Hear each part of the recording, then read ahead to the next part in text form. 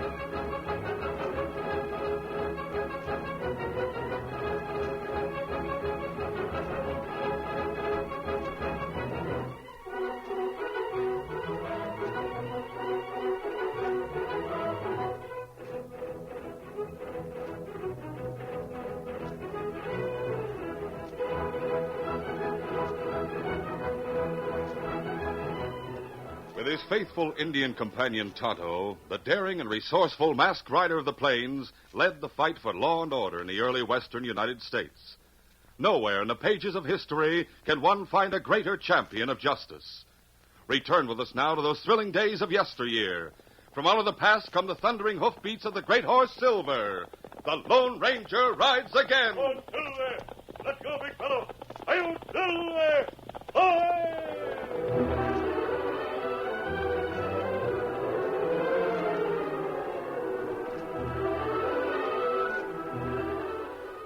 Jason Fletcher operated a general store in the small hamlet of Shawnee Town, while his partner, Joe Bass, drove the peddler's wagon to trade with the nearby Indian reservation and army forts in the vicinity. Joe Bass returned from a trip to find Fletcher breaking open a large crate. You know, Jason, it's a shame we didn't get that job as agents up on the Indian reservation. Yeah. We could have cleaned up if we'd have gotten it. Both of us could have retired in a year. Well, maybe we'd get it yet, Joe. Can't tell. Yeah, swell chance we have of getting it. That fella Dawson and his wife are so honest, even the Indians up there like him. Yeah, there's ways of getting rid of the Dawsons. Yeah? How do you mean? See what's in this crate I'm opening. Wooden Indians? Yep. Hollow ones. I got them from a company that makes them for cigar stores. What are you going to do with them? Put rifles and liquor on the inside. I've got a mighty slick plan worked out to get the weapons and red eye past the Indian agent. I'll hide these wooden Indians in the wagon shed. When the time comes, they'll help us get that agent's job at the reservation.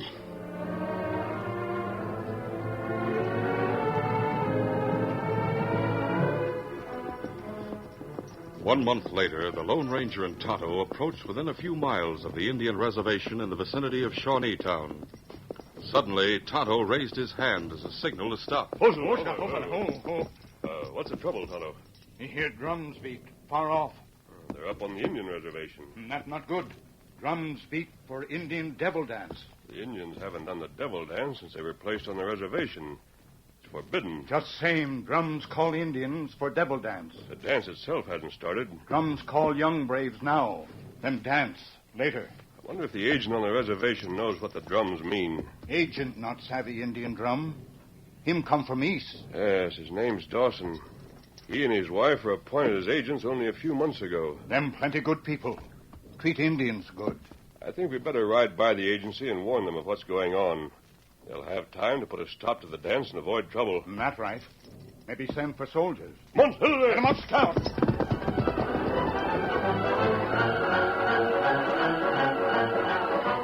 The Lone Ranger and Tonto were not the only ones to hear the drums of the Indians. Bob Dawson, the new agent, and his wife were listening to the distant rhythm as they stood in front of their home. Bob, Have you been listening to those drums? They've been beating all morning. Yes, and I've just been going through this book about Indians, trying to figure out what the drums mean. They give me the creeps. I wish they'd stop. It says here in the book that the Indians usually hold their corn dance about this time. They beat drums to drive away the evil spirits. If I were an evil spirit, I'd certainly want to get away from them. You know, they're enough to drive Mr. Bass off the reservation. Who? Joe Bass, the peddler. He came through this morning while you were putting the horses to graze. I didn't think he was due until next week. I asked him if he weren't early, but he said Big Nose, the medicine man, sent for him. Somebody's riding up now in back of the house. I didn't hear a wagon. Can't be Joe Bass returning. Wonder what old Big Nose wanted with him. He said he didn't know. I don't trust that medicine man. Big Nose seems like an ornery critter. He grumbles about everything. Well, here comes a masked man and an Indian. What the... Easy. Now, don't be alarmed. Say, just who in thunder are you? Why are you wearing that mask? I have reason for wearing the mask. Right now, Tonto and I came to warn you about the drums you hear beating. They're nearly driving me crazy. What about the drums, mister? They're beating a call for the pagan rites of the devil dance. After the Lone Ranger had explained the pagan ceremony of the devil dance, Mrs. Dawson was horrified. You really mean they kill someone as a sacrifice to their ancestors? That's their custom. The dance has been banned since the Indians were placed on the reservation. These Indians are civilized and peaceful now. You've observed no signs of trouble? No. Are you sure no liquor or guns have gotten into their hands? I'm sure of it. There's only one white man allowed on the reservation. That's Mr. Bass, the licensed We trader. inspect his wagon every time he comes through. No, there's been no liquor or guns brought in here. I'd suggest you request a detachment of soldiers from Fort Wallace as a precaution. I don't see any need for soldiers just yet. I'll go and see what the Indians are up to. Then if I think we need soldiers... Mr. Bass can carry a message to Fort Wallace. He trades there after leaving the reservation. Very well. But if trouble should arise in the meantime, ring the agency bell. Bell? Why? Tonto and I are going to camp near here. We'll come if you need us. That's right nice of you, but I don't think we'll need help. Come, Tonto. Adios. Bye. Bye. Dawson didn't seem to be very concerned, did he, Tonto? Oh, maybe him not believe you. Nevertheless, we'll camp in the valley until we're sure the Indians are not going to cause trouble. We need supplies, Kemosabe. We make camp. You can ride into Shawnee Town and get them this afternoon. Steady, Silver. Easy, fella. One, Silver. Come on, town. A short time later, Joe Bass, the peddler, reappeared at the agency and was told of the visit of the masked man and the Indian and the warning they'd given. Bass listened in studied silence until the Dawsons had finished the telling, and then he asked, You say the masked man was riding a big white stallion? As fine a horse as I ever saw. As he and the Indian rode off, I heard him call the horse Silver. And he called the Indian Tonto. Do you know them, Mr. Bass? No, I can't say I do. Must be a couple of owl hoots on the prowl. Owl hoots? Yeah, outlaws. He was wearing a mask, you say? Yes, he was. Do you suppose they were telling the truth about the devil dance ceremony? Well, fact of the matter is, he did tell the truth. Big Nose and his bucks are getting ready to hold a devil dance. I think it's horrible. Making human sacrifices. We'll send for troops and put a stop to it. Oh, no. There's no need for that, Dawson. You see, that masked man just hasn't kept up to date on Indians. How do you mean? Well, I've been trading up here with these Indians for a long time. I know what I'm talking about. They're not going to kill anybody. But that Indian Tonto said they would. The Indians used to catch an enemy. Then they'd bring him in and burn him at the stake or shoot him full of arrows. But they don't do that anymore. I wish I could be sure of that. You can be. That's why old Big Nose sent for me to come up here today. You'll laugh when I tell you what he wants. What does he want? He wants me to get him some wooden Indians. Wooden Indians? What for? To use instead of human beings in the devil dance ceremony. I don't understand. Well, instead of burning somebody at the stake like they used to, they'll shoot arrows into the wooden Indians. In that way, the young bucks can work off steam and nobody gets hurt. Are you sure of that? Yep, I sure am. Big Nose figured that me being a trader, I could get him some wooden Indians cheap. Can you? Yes, I just happen to know where I can lay my hands on some in a hurry. I told him I'd tell you folks about it so as you wouldn't get worried. I'm certainly glad you did, Mr. Bass. Big Nose is sending one of his bucks down to Shawnee Town today. To get the wooden Indians? Yeah. When he comes back with them, you can look them over and pass them through. Of course. I don't mind them holding the dance, providing they don't get bloodthirsty about it. Oh, and if that masked man and his renegade Indian friend come poking around here again, I'd warn them to get off the reservation and stay off. You leave it to me. He had Sadie scared half to death. But he seemed like such a nice man. And I liked his voice. Well, I'll be on my way. Be on the lookout for the wooden Indians late today. We will. So long, Mr. Bass. Adios.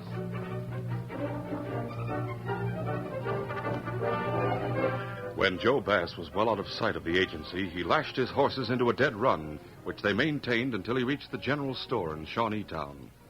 He lost no time in telling Jason Fletcher what he had learned of the masked man's visit to the Dawsons. And he and his Indian pard Tonto are camped near the agency right now. Well, there's no doubt about him being the Lone Ranger. That horse and the Indian prove it for sure. You bet they do. Now, what about it? It's too late to change our plans now. You've got Big Nose stirred up. We'd never calm him down if we didn't go through with it. Yeah, there's an Indian buck on his way down here now to get the dummy Indians. They're ready for him. I've got him loaded on a wagon in the shed. All we've got to do is hitch his horse to the wagon. Wait. Well, there he is now. How, Indian? You got here sooner than I figured, but everything's ready for you. What you say? I said everything's ready for you, just as soon as we can hitch your horse to the wagon. Take him around back of the store so we can hitch him. Me not savvy what you talk about. Why, didn't Big Nose send you down here? No, Big Nose not send me. Oh. Me come here buy supplies. What's your name? Me name Tonto. Tonto. Tonto, eh? All right, get your hands up, Injun. Why you draw gun? Get him up, Injun. We mean business. Oh, me do it. And keep him up. Joe, Yeah, Jason? grab that coil of rope off the counter. Right. I've got it. We've got to get this redskin out of here before someone comes in and sees us. All right, start walking, Injun. What are you going to do with him, Jason? I'm taking him to the wagon shed. After we tie him up, you go out front and get his horse. Bring it around to the wagon shed. Now we've got that Lone Ranger right where we want him. What do you mean? I don't savvy. You will. Just let me handle it.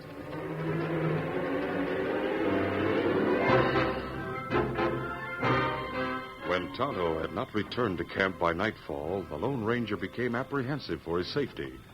Finally, he saddled the great horse Silver. Steady, Silver. You get this cinch fixed. Got to find Tonto. Easy. Come on, big fella.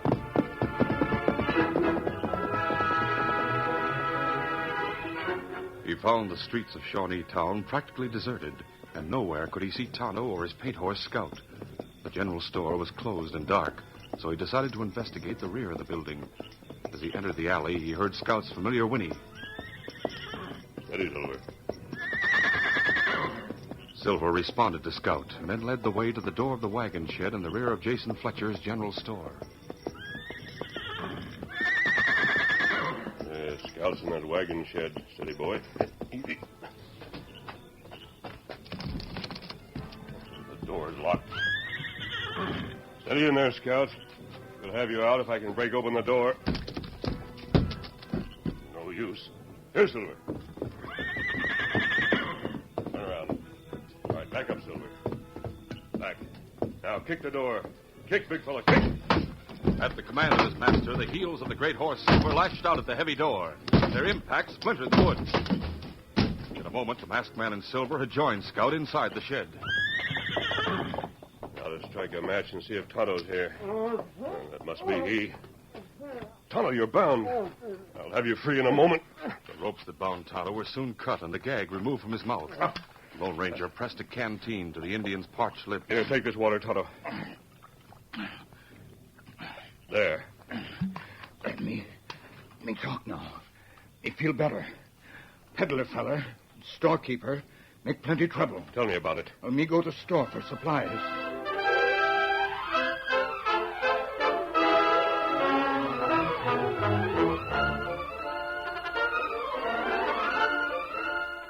The curtain falls on the first act of our Lone Ranger story.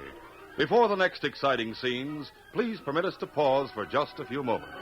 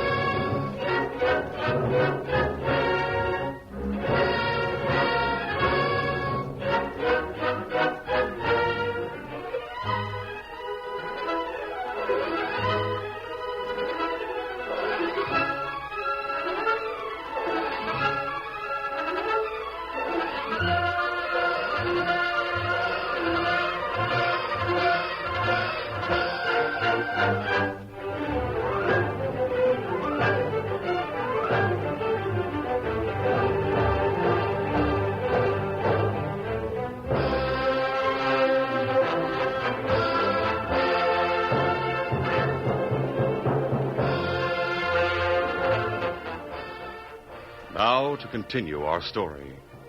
Tonto told how he'd been recognized and made a prisoner when he walked into the store, and how Jason Fletcher and Joe Bass had taken him to the wagon shed and bound and gagged him.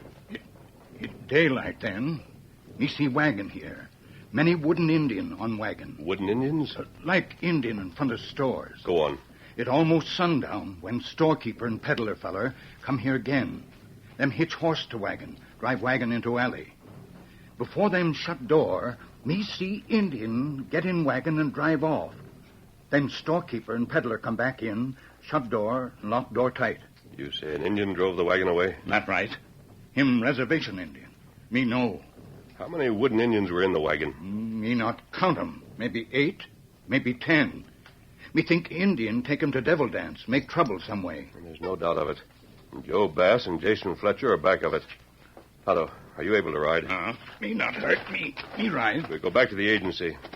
Dawson and his wife may be able to shed some light on this business. Steady, Silver. Easy, Scout. Easy, fella. Come on, Silver. Get 'em up, Scout.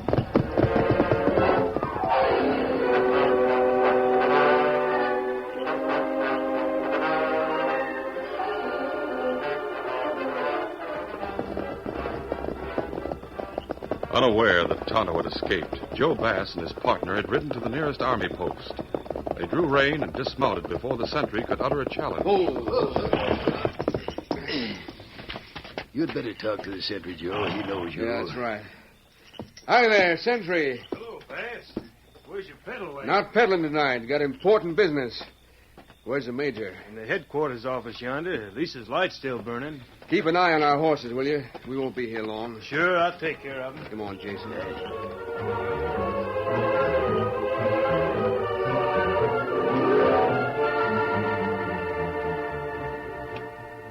When Jason was in headquarters, he talked at length to the major, telling lie after lie to place the blame for all that had happened and all that might happen on the Lone Ranger. The major at first was incredulous, but Jason's carefully rehearsed story was convincing. Now, they're the facts, just as I told you, Major. I can hardly believe that the Lone Ranger would get mixed up in such bloody business. Yeah. I've always trusted him. I never did. I always wondered where he got his money. He always seems to have plenty. His Indian friend confessed the whole thing when we caught up with him. It's too bad we couldn't have caught the masked man, too. Well, we'll likely be able to grab him tonight. Well, I'll order the troops out at once. Both of you wait here at headquarters until we're ready to ride. I just hope those Indians don't go crazy before we can get to the agency. So do I. The agent and his wife won't have a chance if they do. We'll meet you outside, Major. Yeah, well, Joe, it looks like things are turning out just like a plan. Sure. By the time we get to the agency, Big Nose and his bucks will have killed Dawson and his wife. Speaking of Big Nose, when we ride in with the troops and the shooting starts, make sure you put a bullet through him. We don't want him taken prisoner. He'd talk and spoil everything. I'll take care of him. You just watch for that masked man. Yes, I have a bullet ready for him. Now, there's the bugle. Let's get to our horses. After what we've done for the Army tonight, I don't think there'll be any doubt about us getting that agency job.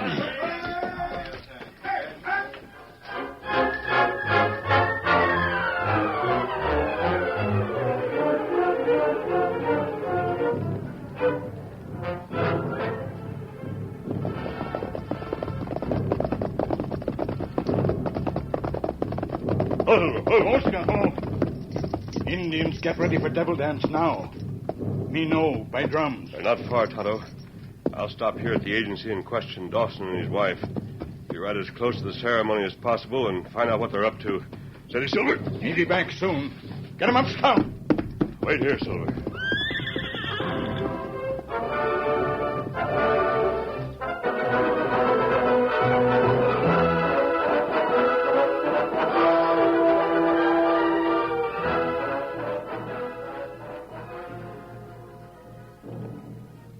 Bob, have you noticed that those drums are getting faster and faster? Yes, but don't let it bother you. They'll start shooting arrows at those wooden Indians soon, and then maybe the drums will quiet down. Oh, I nearly jumped out of my chair. Someone's at the door. I'll answer. Dawson, I want to talk to you and your wife. The masked man. Come in. Well, thanks. Where's your Indian friend? He's gone to learn what the Indians are up to.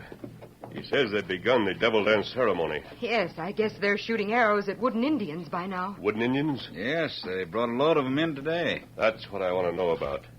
Did you inspect them when they arrived on the reservation? Sure, Sadie and I looked them over. Is something wrong, mister? Yes. Trouble may break out at any moment.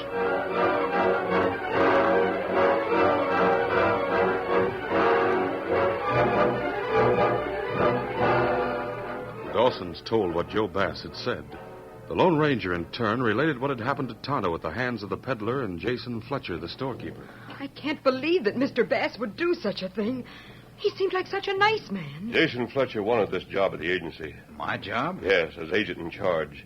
A crooked agent could get rich here. I know that's true. If I were crooked, I could retire in a year or so. But Bob's been honest with the Indians. Most of them like him, too. Why, the only one he's had trouble with is the medicine man. Yes, Big Nose has tried to excite the young bucks of the tribe. I've had to warn him a couple of times. He doesn't like Bob a bit. I'm afraid that Fletcher and Joe Bass are using him to cause trouble tonight. What could the wooden Indians have to do with any trouble? Tonto may have the answer to that question, Mrs. Dawson. He should be back soon. Here he is now. Kimasabi, Yes, Tonto. What did you learn? me find out about wooden Indians. Yes? Wooden Indians hollow, like rotten log. Jason Fletcher and Joe Bass put plenty firewater, plenty guns inside 'em. Firewater? Oh, he means liquor. That's right. Indians get plenty drunk. Me see Big Nose, medicine man, pass out guns. Me leave pronto come here. With guns and liquor in their possession, they'll jump the reservation and start raiding. They'll do worse than that. Don't forget, this is a ceremony in which the Indians make human sacrifices. Oh, They'll not wait to jump the reservation. They'll start now. what can we do? It's too late to send for troops from Fort Wallace. Where are the horses, Tonto? Me hide Silver and Scout in ravine, back of agency house. Our horses are night crazy. We won't have time to get them, Dawson. But we've got to get out of here in a hurry. We can ride double on Scout and Silver. Come, quickly. Drums say they make sacrifice soon. They're shooting at us. Slam the door shut, Tonto. All right, put out the lights. I'll do that. There. No, we not get to horses now. It's too late. Dawson, the Indians are in front of the agency. You and your wife follow Tonto. Go out the back door while I keep them busy at the front. You come with me. We go to back door. Hurry, or you'll not make it. You can't stay here, masked man. I'll join you later. Don't wait for me.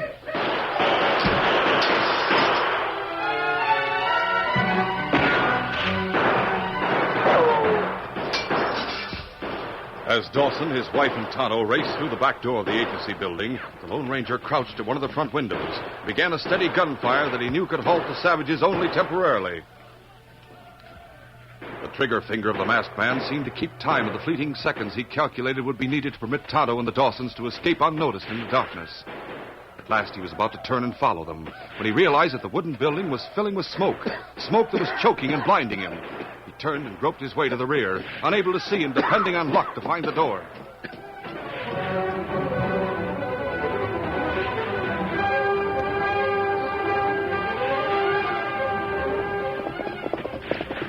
The agency building's on fire. We got here too late, Major.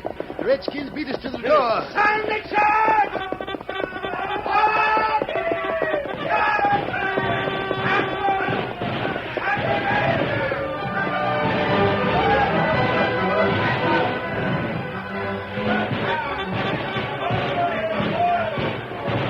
The arrival of the mounted troops from Fort Wallace took the Indians by surprise.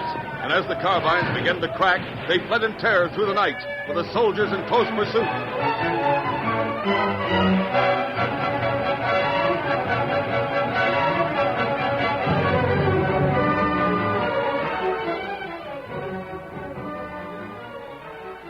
A short time later, a strange quiet fell over the reservation as Major Walker drew up his horse and dismounted beside the now smoldering embers of what had been the agency headquarters.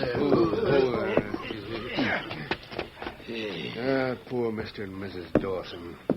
They never had a chance. They must have learned what the Redskins were up to and tried to make a stand here at the agency. Yeah, no doubt their bones are charred in those embers right now. Someone will pay for this, and pay dearly. I put a bullet through old Big Nose. He's paid for the part he played. It's the masked critter I want to see hung. He put Big Nose up to it. Yeah, he sold him guns and liquor. I never thought I'd see the day that I wanted to hang the Lone Ranger. But after tonight... You know, I wondered who brought you and your troops here, Major. Why, it's him, the masked man. I'll get him. No, you don't. Drop that gun. Gun him down, Major. Get your hands up. I'll fire. Very well, Major Walker. I'll not resist. You're under arrest. For what? Selling guns and liquor to Indians on a reservation. Yes, and murdering Bob Dawson and his wife. Your Indian friend Tonto has confessed the whole thing. Oh, that's not true. Tonto! The Dawsons. I thought Glad you're that... here, Major. You're alive. Tonto can tell you who sold the Indians guns and liquor, concealed in hollow wooden Indians. It's them two men. Look out, they're going for guns. We get him. Here, get him, Jason. Oh, no, you don't. Help the masked man, Bob. Help him. Bob Dawson pitched in to help the Lone Ranger, and then the fight was brief. A few well-aimed blows brought the plotters to submission. I quit. I give up. I'm through. Well, that's better. Now, you're prisoners, Major. Their guilt is proved by their actions. But what could have been their motive? Why did they want to start an Indian uprising? They wanted Bob Dawson's job. They could have gotten rich cheating the Indians. I see. But first they had to get rid of Dawson. They conspired with Big Nose to kill Bob and his wife during the Devil Dance ceremony. Why did they kill Big Nose? Probably because he could testify against them. I guess you're right about that. Now you understand. Todd and I'll be going. Adios, everyone. Adios. Horses here, Kimosabe. And to think Joe Bass told us the masked man was a bandit. Bandit. Why, he's the Lone Ranger.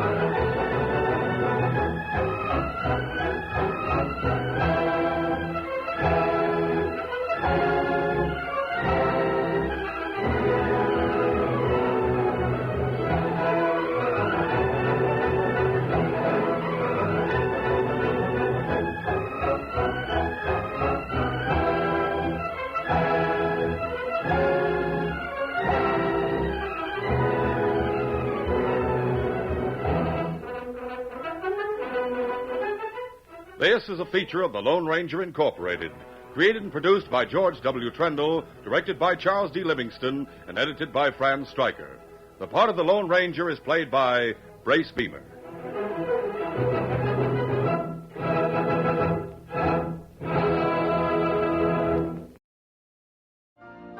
You've been listening to the OTR Gold Network.